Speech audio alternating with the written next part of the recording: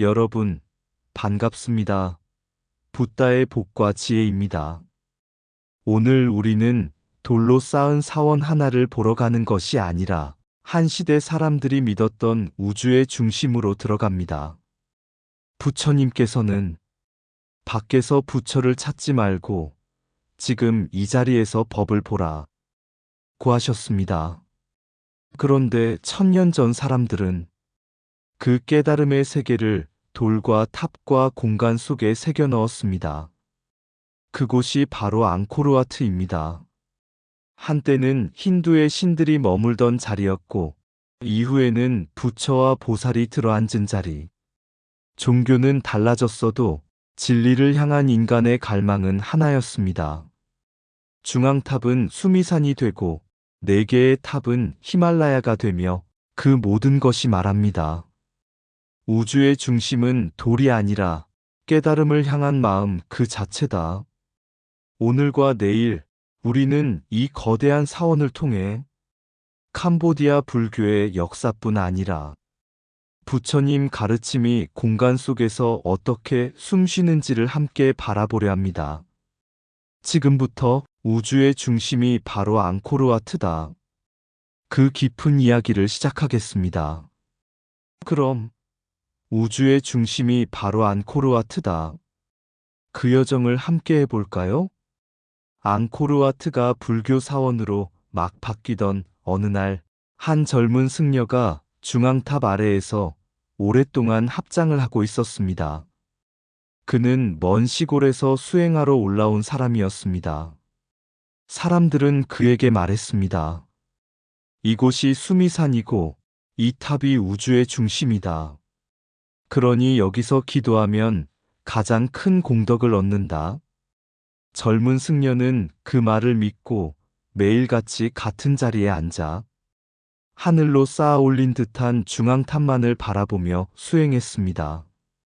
그러나 시간이 흘러도 그의 마음은 조금도 가벼워지지 않았습니다. 어느 날 한 노승이 그를 지켜보다가 조용히 물었습니다. 그대는 무엇을 찾고 있는가? 젊은 승려가 대답했습니다. 우주의 중심에서 깨달음을 얻고자 합니다. 이곳이 수미산이니 여기만큼 거룩한 곳은 없다고 들었습니다. 노승은 미소를 지으며 땅에 떨어진 작은 모래알 하나를 집어들었습니다. 그대가 서 있는 곳이 정말 우주의 중심인가? 젊은 승려가 말했습니다. 그렇습니다. 탑이 있고 수미산을 상징하니까요. 노승은 모래알을 그의 손바닥 위에 올려놓고 조용히 말했습니다. 그렇다면 이 모래알도 우주의 한가운데에 있겠구나. 젊은 승려는 말문이 막혔습니다. 노승이 다시 말했습니다.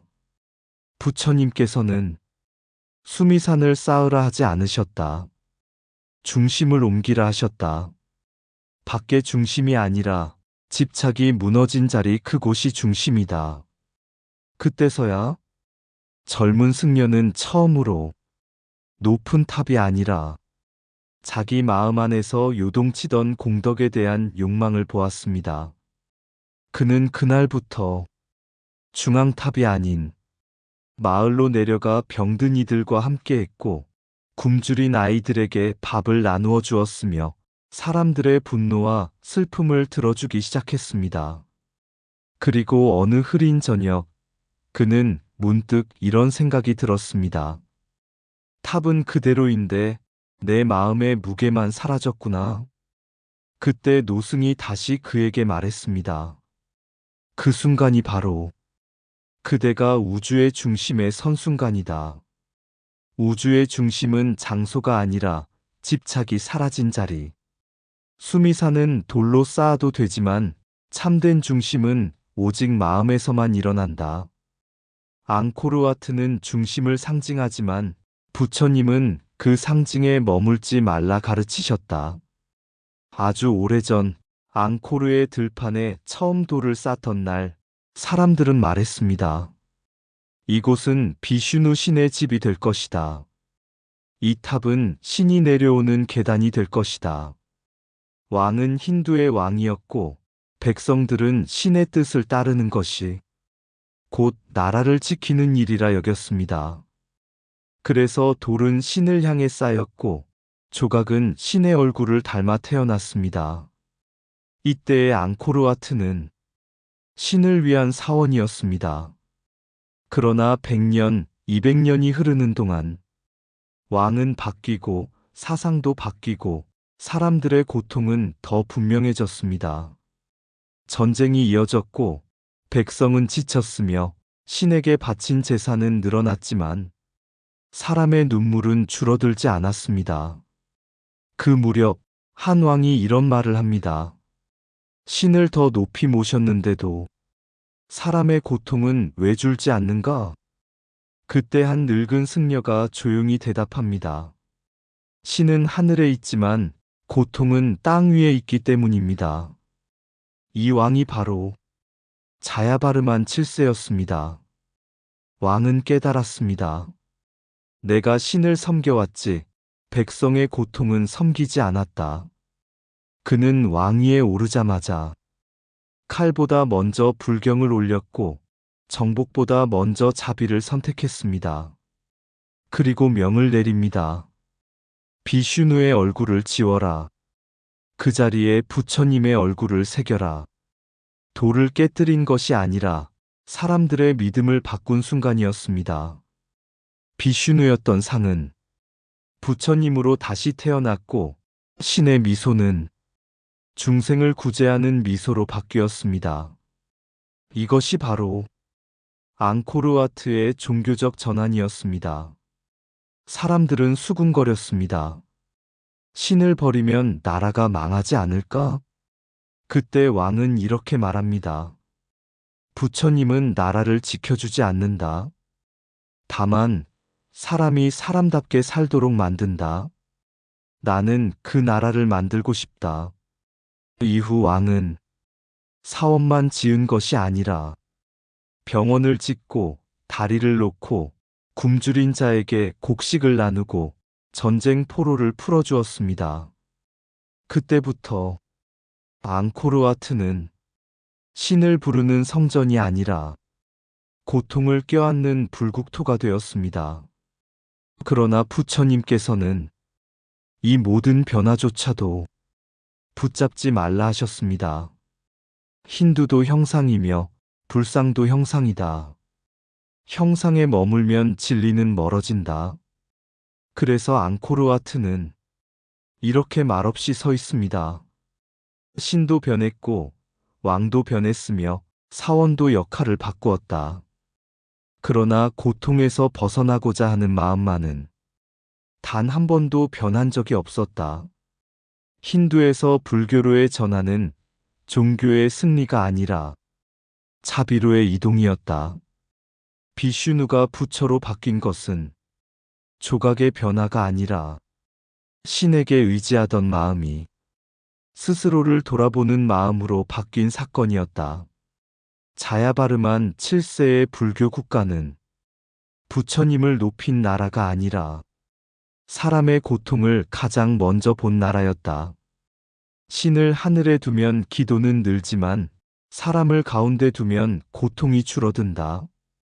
비슈누가 부처로 바뀐 것은 돌의 변화가 아니라 마음의 방향이 바뀐 것이다.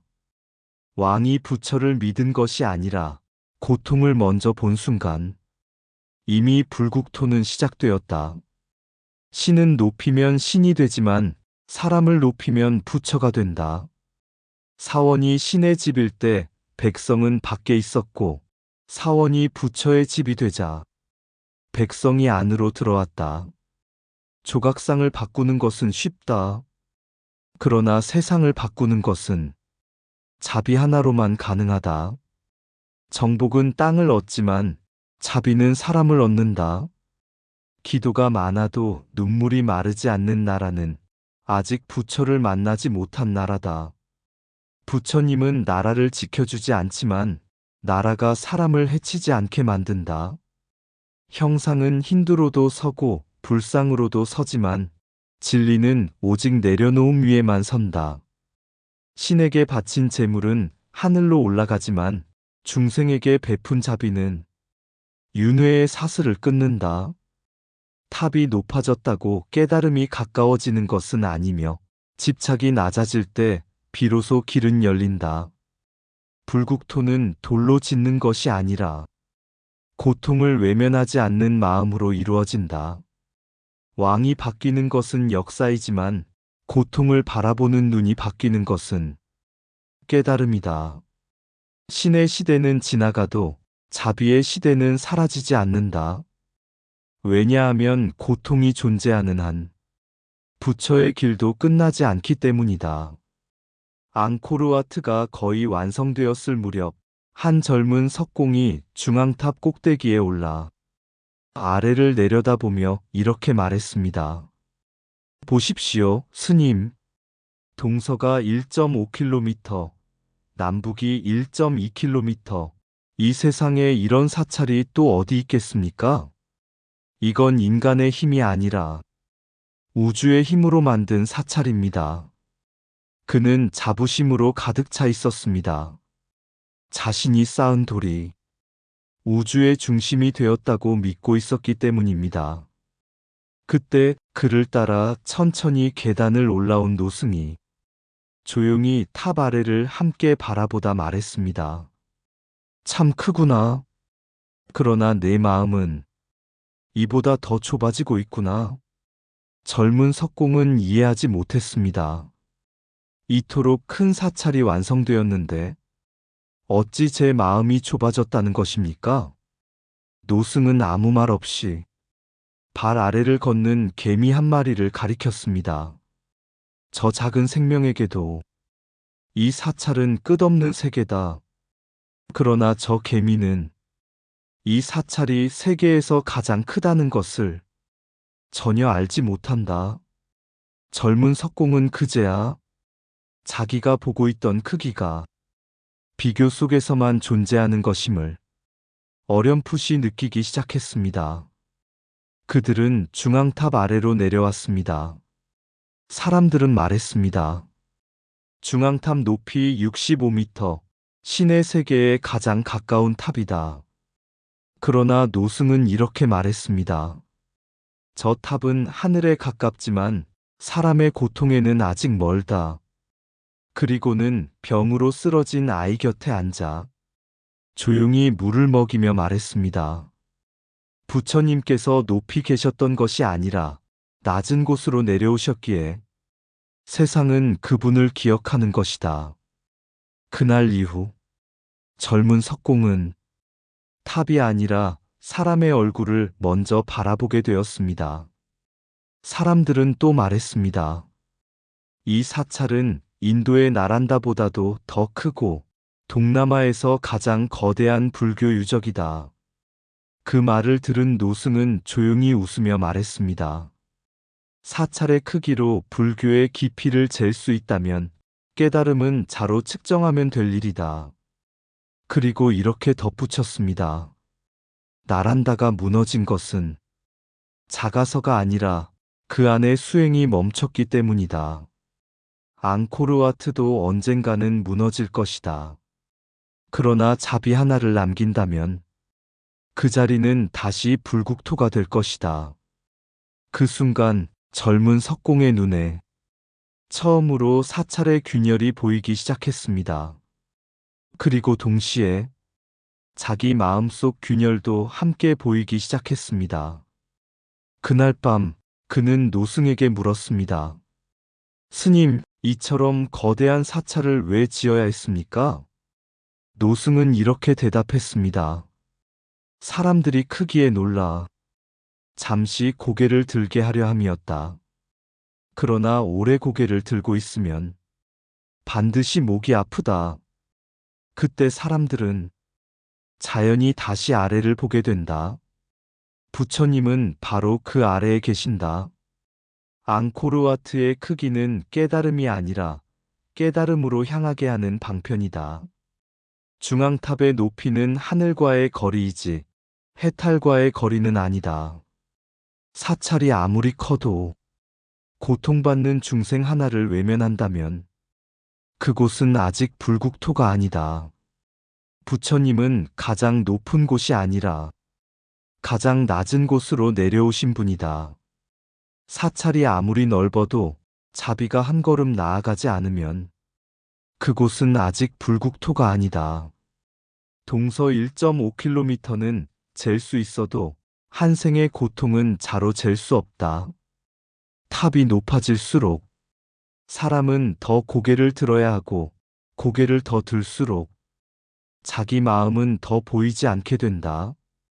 65m 위에 신이 있는 것이 아니라 눈물 흘리는 자리에서 부처는 항상 숨쉬고 계신다.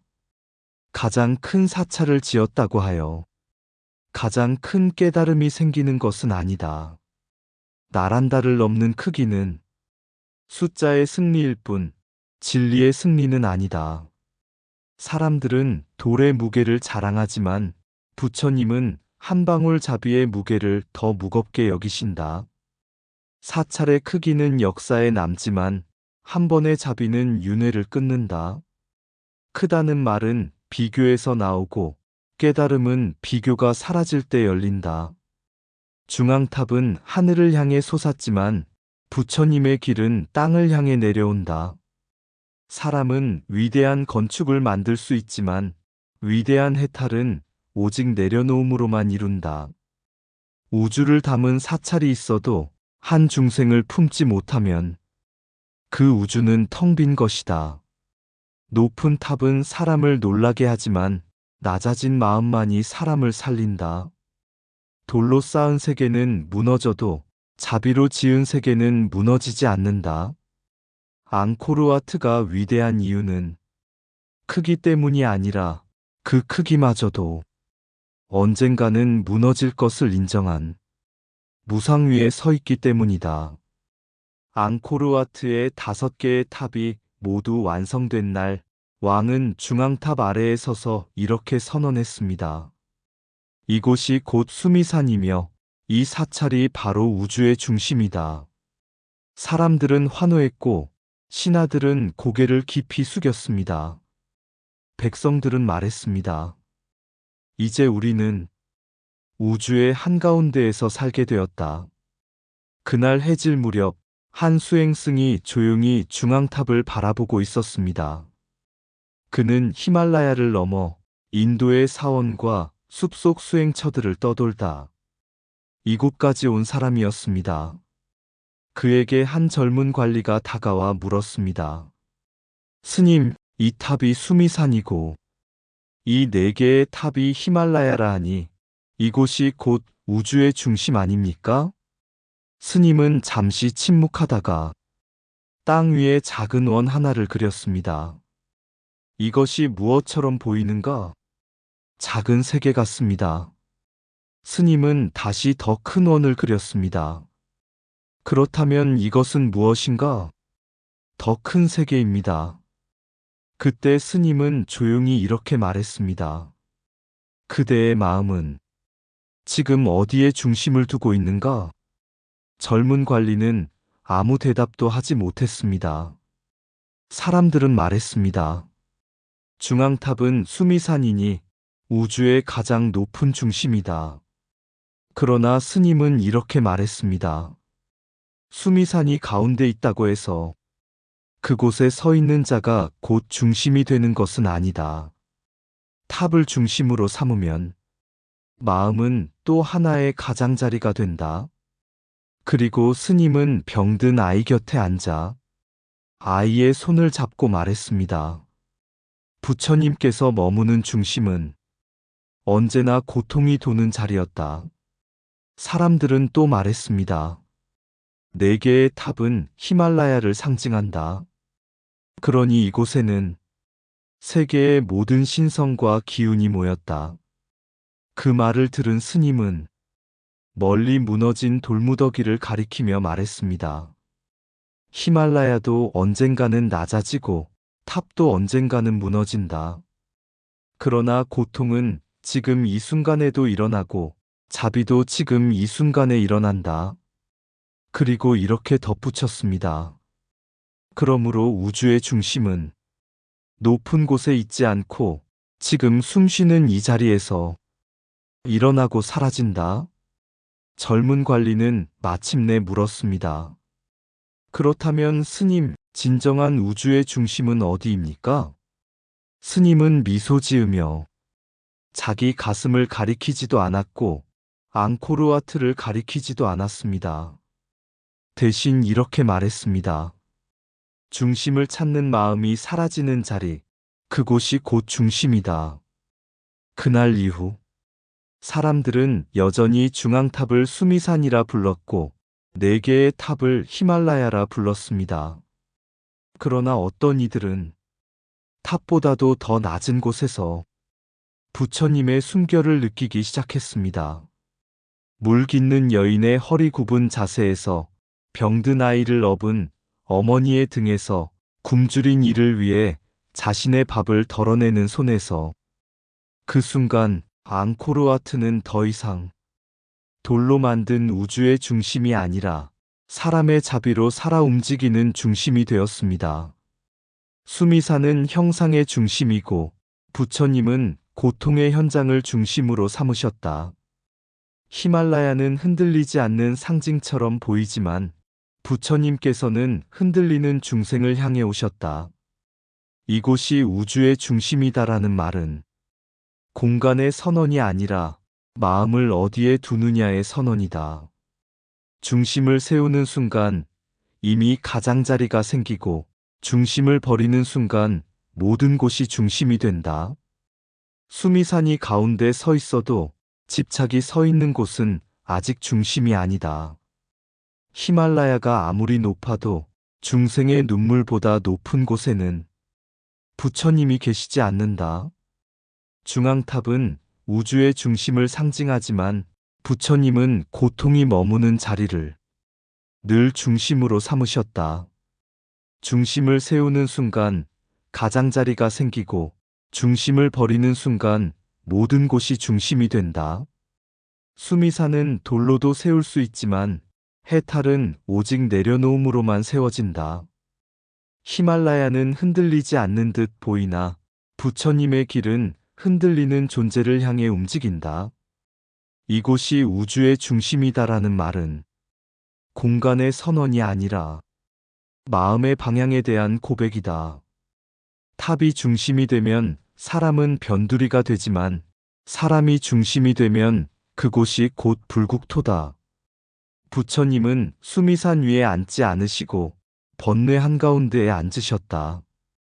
히말라야를 옮겨 놓아도 집착 하나 내려놓지 못하면 그곳은 여전히 가장자리다.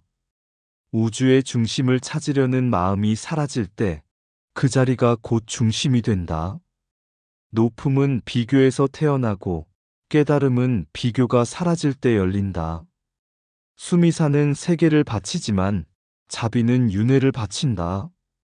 중심을 향해 오르는 길은 끝이 없지만 중심을 내려놓는 순간 바로 그 자리가 해탈이다. 앙코르와트가 우주의 중심인 이유는 그곳이 가장 높아서가 아니라 모든 중심이 언젠가는 비워질 자리임을 묵묵히 보여주고 있기 때문이다. 해가 서서히 기울 무렵 앙코르와트의 중앙탑 그림자가 길게 늘어질 때 한 노승이 조용히 돌계단에 앉아 있었습니다. 사람들은 하루 종일 탑의 높이를 이야기했고 사원의 크기를 이야기했고 이곳이 수미산이며 우주의 중심이라는 말을 되풀이했습니다. 그때 한 젊은 수행자가 물었습니다. 스님, 정말 이곳이 우주의 중심입니까?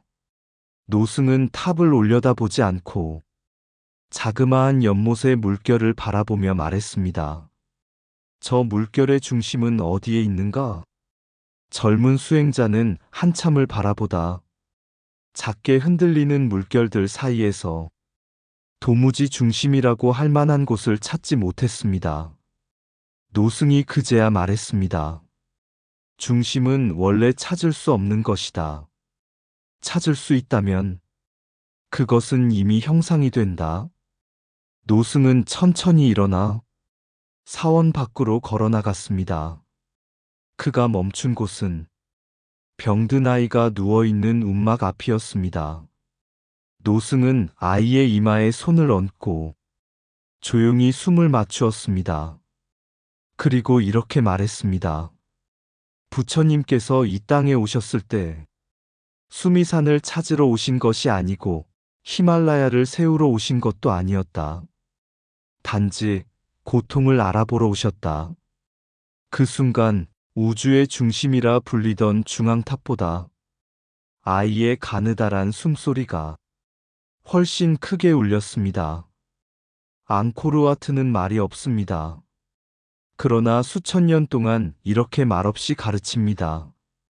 힌두에서 불교로 바뀌었지만 형상은 다시 또 다른 형상으로 바뀌었을 뿐. 크기는 커졌지만 그 크기만으로 중생이 구제되지는 않았고, 수미산은 세워졌지만 그 산 위에서 깨달음이 자동으로 피어나지는 않았다. 부처님께서는 이 모든 것을 이미 알고 계셨습니다. 그러므로 부처님은 세계의 중심을 세우라고 하지 않으시고 집착의 중심을 비우라고 하셨습니다.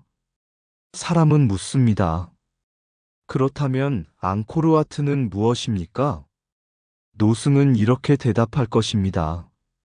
앙코르와트는 우주의 중심이 아니라 우주의 중심을 찾고 싶어 했던 인간의 간절함이 남긴 자리다. 그리고 마지막으로 이렇게 덧붙일 것입니다. 그러나 진정한 중심은 아직도 완성되지 않았다.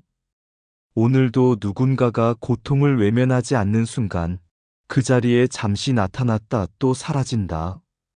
그래서 오늘 우리가 이 사원을 바라보는 이유는 도를 보기 위함이 아니라 내 마음이 지금 어디를 중심으로 삼고 있는지를 조용히 되묻기 위함입니다. 탑이 중심이 되면 나는 변두리가 됩니다.